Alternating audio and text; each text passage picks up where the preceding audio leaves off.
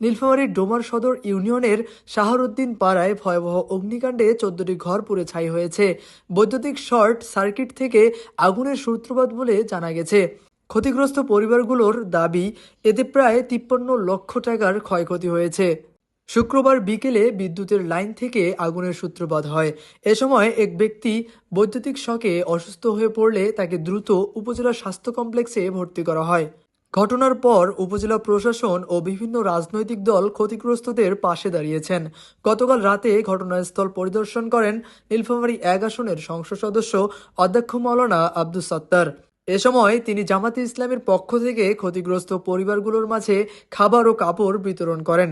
এছাড়া সরকারি সহায়তা প্রদানের আশ্বাস দেন সংসদ সদস্য। এই 14টি পরিবার অগ্নিকাণ্ডে ক্ষতিগ্রস্ত হয়েছে। যে তাৎক্ষণিক আমরা তাদের সাথে ভাই বোনদের দেখা করি এবং নিজ উদ্যোগে আপাতত তাদের জন্য কিছু সাহায্যের হাত আমরা বাড়ি দিয়েছি। কিছু চাল, কিছু মুড়ি, চিড়া এবং আলু এবং সেই সাথে কিছু বস্ত্র দেওয়া হয়েছে, যাতে করে তারা 2-1 দিন চলাফেরা করে এর থেকে উপকৃত হতে পারে। এবং আমরা দেখেছি যে বিশেষ করে ফায়ার ব্রিগেড যদি আরো একটু সক্রিয় ভূমিকা পালন করত, এখানে এসে যেটা জানতে পারলাম, তাহলে এত বেশি ক্ষয়ক্ষতি হতো না।